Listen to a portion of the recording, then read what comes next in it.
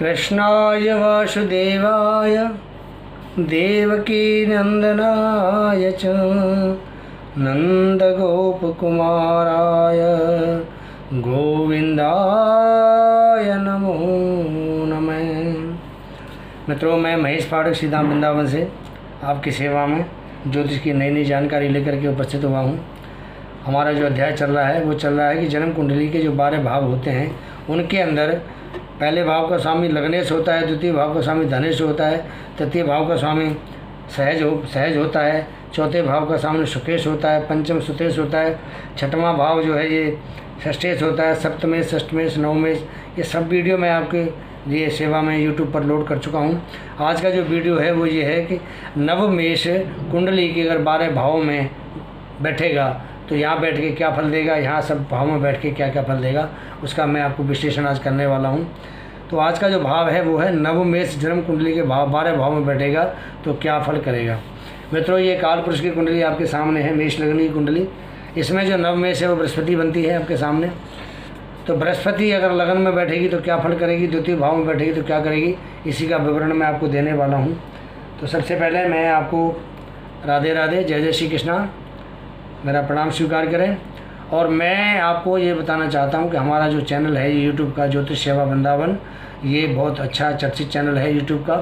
बहुत सारे लाखों फॉलोअर हमारे साथ हैं, बहुत सब्सक्राइब हमारे साथ हैं। फिर भी मैं उम्मीद करता हूं कि आप मेरे चैनल को सब्सक्राइब करेंगे, लाइक करेंगे और अपने मित्रों को शेयर करके बेल जो आइकॉन है उसको आप बेल आइकॉन को आप ज़रूर दबाएंगे ताकि आने वाले वीडियो आपको हमारे साथ साथ जल्दी मिल सके। आज का जो हमारा भाव है वो ये है कि नवमेश कुंडली में जन्म कुंडली के 12 भाव में कहाँ बैठ के क्या फल करेगा। तो पहले हम चर्चा करते हैं कि नवमेश हमारे इसमें बृहस्पति देव बनते हैं। ये कालपुरुष की जो कुंडली है मेष लगन की, इसमें बृहस्पति देव नवमेश बनते हैं। तो बृहस्पति अगर यहाँ लगन में बैठेगा तो क्या करेगा, आपको पर इसका विश्लेषण करते हैं कि प्रथम भाव में बैठ के नवमेश अगर लगन में बैठेगा तो क्या करेगा। ऐसा जो जातक है वो गुरु का भक्त होता है, महाबली होता है, कंजूस भी होता है, साथ में राज कर्मचारी भी हो सकता है, अल्पाहारी होगा मतलब कम खाने वाला होगा, बुद्धिमान तो होगा क्योंकि बृहस्पति यहाँ बैठी हुई है और बृहस्पति ज्ञान का भंडार है। तो जहाँ बैठ के ज्ञानवान बनाएगा उसको विद्वान बनाएगा, ये तो कन्फर्म है। और यहाँ बैठ के उसको समाज में पूजित भी करेगा, गुणी होगा, कीर्ति युक्त होगा। लेकिन वो जिस कार्य को करने की इच्छा करता है वो कभी काम उसका, यहाँ एक माइनस पॉइंट है कि वो जिस कार्य को करने की वो उम्मीद करता है वो काम उसका कभी सिद्ध नहीं होता है। जातक यहाँ स्व परिश्रम से उन्नति करता है, धनवान और भाग्यशाली होता है क्योंकि यहाँ बैठ के विद्वान बनेगा तो विद्वान आदमी के लिए तो किसी भी चीज़ में कोई दिक्कत आती नहीं है, कोई काम करने में उसको कोई परेशानी नहीं होती है। और ऐसा जो जातक है वो अच्छा धन लाभ कर सकता है। बात करते हैं अब द्वितीय भाव की कि द्वितीय भाव में अगर नवमेश बैठेगा तो क्या करेगा। धर्म से ऐसा जातक विख्यात होता है, मतलब बहुत धर्म वाला होता है, विख्यात होता है, सुशील होता है, प्रिय होता है और अच्छा जो उसके अंदर एक भाव होता है, प्यार का भाव होता है, पुण्यवान होता है। इसके मुख में कुछ रोग हो सकता है और पशुओं से ऐसा जातक थोड़ा पीड़ा पाने वाला भी होता है।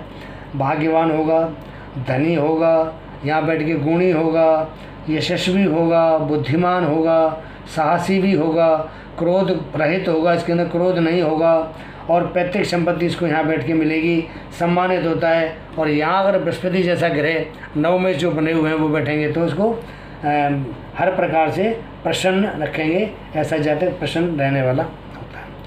बात करते हैं तृतीय भाव की कि तृतीय भाव में अगर नवमेश बैठता है तो वो क्या करेगा। सुंदर उसको पत्नी मिलेगी, बंधुओं का स्नेही होगा, स्त्री और बंधुओं की रक्षा करने वाला जातक होता है। ऐसा जो जातक है वो और जब तक वो जीवित रहेगा तो बंधुओं के साथ अपना जीवन बिताता है। भाग्यवान होगा, धनी होगा, गुणी, यशस्वी, बुद्धिमान, साहसी, क्रोध नहीं होगा। ऐसे जातक में कुशल होगा, लेखक होगा, वक्ता होगा, अध्यापक या टीचर की नौकरी भी वो करने वाला हो सकता है। यहाँ बैठ के जातक इसको बहुत बढ़िया परिणाम देगा क्योंकि नवमेश से ये जो तृतीय भाव है ये पराक्रम का भाव है और यहाँ बैठ के वो जातक अपने पराक्रम से अच्छा अपना नाम कमा सकता है, अच्छी नौकरी कर सकता है और अपने पराक्रम के द्वारा वो सबसे प्यार करने वाला होता है। अब बात करते हैं हम चतुर्थ भाव की कि चतुर्थ भाव में अगर बृहस्पति जैसा ग्रह नवमेश बन के बैठता है तो वो क्या करेगा। माँ के लिए बहुत बढ़िया होगा, शुभ होगा, अचल संपत्तिवान होगा। अचल संपत्ति आप समझते हैं, जो चल नहीं सकती संपत्ति उसको कहते हैं अचल संपत्ति। जैसे सोना है, चांदी है, ज़मीन जायदाद, मकान, ये सब अचल संपत्ति में आते हैं, लेकिन चलते नहीं हैं।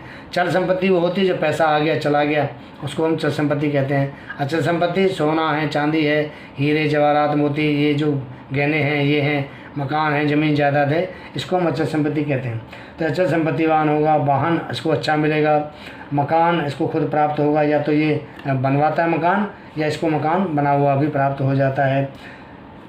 ऐसा जो जातक है वो पिता का भक्त होता है, क्योंकि ये जो भाव है ये पिता का कारक भाव है। अगर माता के भाव में बैठता है, माता और पिता दोनों का ऐसा जातक भक्त होता है और ये अपने पिता के कर्म को करने वाला होता है, विख्यात होगा, पुण्यवान होगा और ये अनेक भाइयों से युक्त मंत्री या सेनापति बन सकता है, साहसी होगा।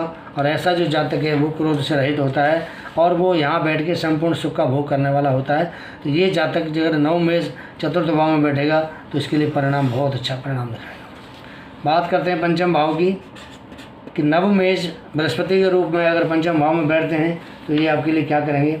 यहाँ बैठ के ये पुत्रवान बनाते हैं जातक को, और ऐसा जो जातक है वो देव का और गुरु का भक्त होता है, सुंदर शरीर वाला होता है। इसके जो पुत्र हैं वो भी सब पुण्यवान होते हैं, पिता को भी शुभ होते हैं। इसको प्रथम संतान जो है पहले पुत्र प्राप्त होती है, उच्च शिक्षा इसको मिलती है और उच्च शिक्षा से इसको लाभ होता है और उच्च शिक्षा से अपना ये भाग्य बनाने वाला होता है, भाग्यवान होता है। ये जनता का प्रेमी होता है, गुरु की भक्ति में आसक्त होता है, ये एक जानी मानी हस्ती होता है और धीर गंभीर भी होता है। तो ऐसा जो जातक है यहाँ नवमेश अगर पंचम भाव में बैठेगा तो उसके लिए बहुत बढ़िया परिणाम करेगा। एक त्रिकोण का स्वामी दूसरे त्रिकोण में बैठता है तो शुभ फल ही करता है। बात करते हैं आपको छठे भाव की, कि छठे भाव में अगर नवमेश बैठेगा षष्ठेश के भाव में तो क्या करेगा।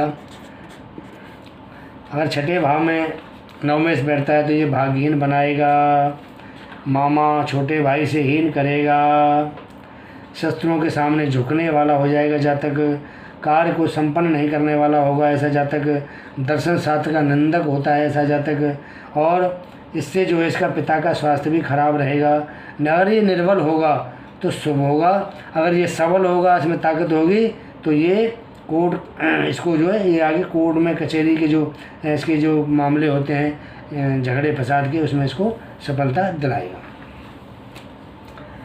बात करते हैं अब सप्तम भाव की, नवमेश अगर सप्तम भाव में आके बैठेगा तो क्या करेगा।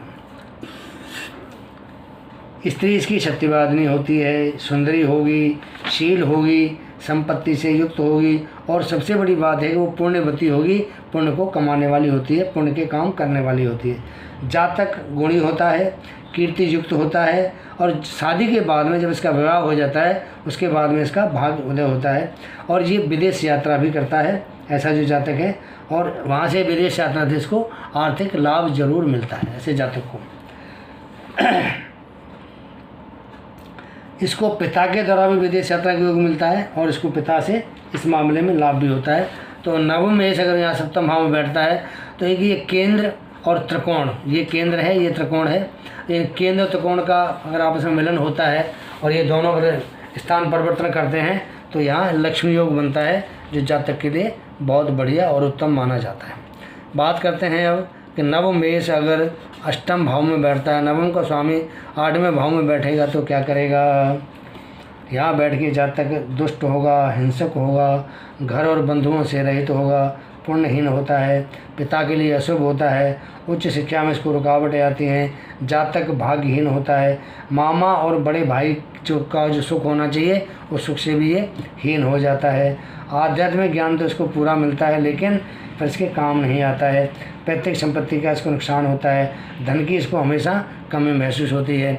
ये जो अष्टम भाव है ये गढ़े हुए धन का या कोई वसीयत का भाव भी होता है, तो यहाँ बैठ के उसको उस मामले में भी नुकसान होता है, ना तो उसको कहीं से वसीयत प्राप्त होती है ना उसको कहीं से गढ़ा हुआ धन प्राप्त होता है। तो यहाँ बैठ के नवमेश हमेशा नुकसान ही करता है, फायदा नहीं देता है। बात करते हैं अब नवमेश की, नवमेश का 9 मास में बैठेगा तो क्या करेगा। ये बंधुओं से प्रेम रखने वाला होता है, दानी होगा, देव गुरु और जो सज्जन होते हैं और जो स्त्री है उस समय प्रीत रखने वाला होता है, देव गुरु का भक्त भी होता है, धार्मिक होता है, देवी देवताओं को मानने वाला होता है और बहुत ज़्यादा पूजा पाठ को करने वाला होता है, पिता का ऐसा ज़्यादा भक्त होता है और पिता से उसको पूर्ण रूप से लाभ होता है। धन धान्य गुण सौंदर्यता अनेक भाइयों से ऐसा जातक युक्त होता है, पिता के लिए शुभ है, उच्च शिक्षा वाला, धर्म में पूर्ण आस्था वाला, लंबी यात्रा का इसका योग बनता है। ये जो भाव है पिता का भाव है, अगर नव में जो खुद अपने भाव में बैठता है तो पिता किसी बहुत प्यार करने वाला, पिता उसको खुद प्यार करने वाला, और सबसे बड़ी बात है कि पिता से इसको पूर्ण लाभ होता है, पैतृक संपत्ति मिलती है और उसको किसी प्रकार का ज़िंदगी में कोई परेशानी कोई दुख उसको आता नहीं है, और आता है तो बाप के सहयोग से वो सब दूर हो जाता है। बात करते हैं दसम भाव की। दसम भाव में नवमेश जो बृहस्पति के रूप में आपके सामने अगर वो बैठेंगे तो क्या करेंगे? राज्य कर्मचारी बनाएंगे इसको, सरकारी नौकरी का योग इसका बन जाता है, शूरवीर होगा, माता पिता का बैठ के भक्त बनेगा, धर्म कर्म करने वाला होगा, धर्मात्मा होगा, सफल व्यापारी होगा। अगर पंचमें शुभ हो, ये पंचमें से अगर शुभ हो और यहाँ बैठ कर के तो इसको ये अध्यापक टीचर की नौकरी भी दिला सकता है, ऐसी संभावना होती है कि अगर पंचमें सुप्रभाव है तो जो नवमें से अगर यहाँ राज्य भाव में बैठेगा तो उसको अध्यापक की, टीचर की या कोई लेक्चरर वगैरह की चीज़ को जॉब भी नौकरी भी दिला सकता है। ये मंत्री बना सकता है, सेनापति बना सकता है, राजनीति करने वाला बना सकता है। ऐसा जातक पुण्यवान होता है, यशस्वी होता है, बुद्धिमान होता है, साहसी होता है और ऐसे जातक जो है क्रोध नहीं करते, क्रोध रहित होते हैं, ऐसे जातक हैं। और सबसे बड़ी बात यह है कि यहाँ बैठ के राजयोग बन जाता है, क्योंकि ये त्रिकोण है और ये केंद्र है। इन दोनों के स्वामी आपस में अगर स्थान परिवर्तन करें या लगने से इनके साथ में स्थान परिवर्तन करता है तो एक ये राजयोग कारक बनता है। ये पूरा राजयोग कारक है, ये यहाँ बैठ के राजयोग बनता है। तो राजयोग बनेगा तो इस जातक के लिए बहुत शुभ होता है और ऐसा जो राजयोग बनता है तो जातक को उच्च पद देगा और बहुत समृद्धशाली, समाज में उसको मान सम्मान वाला बनाता है।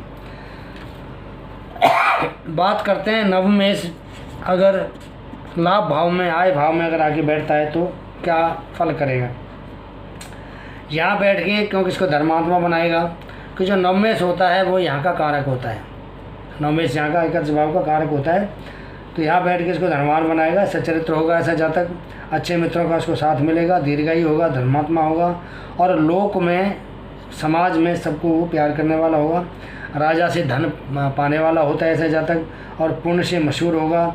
और इसके जो पुत्र हैं वो भी बहुत उत्तम विचार के अच्छे पुत्र मिलते हैं, जनता का प्रेमी होगा, गुरु की भक्ति में आसक्त होगा, समाज में ऐसा जो जातक है वो माननीय होता है और धीर गंभीर और वो पूजनीय होता है। यहाँ बैठ के इसको नवमेश जो है पूर्ण रूप से आय का और उसका अपने भाग्य का पूरा लाभ देते हैं। अब बात करते हैं हम व्यय भाव की, कि व्यय भाव यानी खर्चे के भाव में अगर नवमेश आके बैठेगा तो क्या होगा। देशांतर में यह मान पाने वाला होता है, सुंदर शरीर।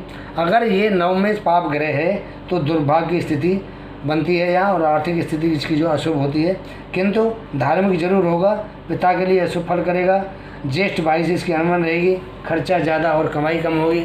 यहाँ बैठ के यहाँ इसका विदेश यात्रा का योग भी बनता है, क्योंकि ये जो भाव है ये विदेश यात्रा का भाव है, ये भी विदेश यात्रा का भाव है और ये भी विदेश यात्रा का भाव है।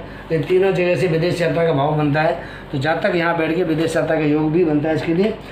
तो मित्रों ये मैंने आपके सामने अभी कि नवम भाव का स्वामी कुंडली के अगर 12 भाव में बैठेगा तो कहाँ क्या करेगा, आपको इसका पूर्ण विश्लेषण किया है।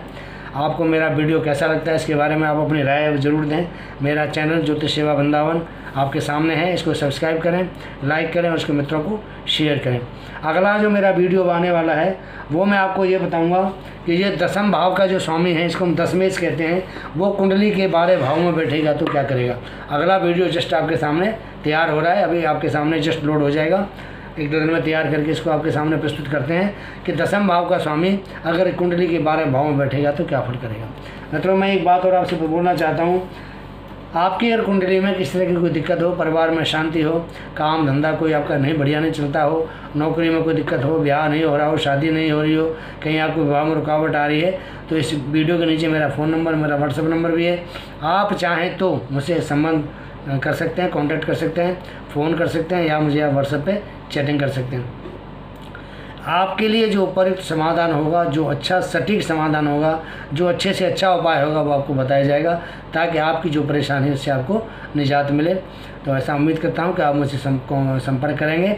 इसके साथ ही मैं आपसे आज्ञा चाहता हूँ। मैं महेश पाठक श्रीधाम वृंदावन से। जय जय श्री राधे, जय जय श्री कृष्णा।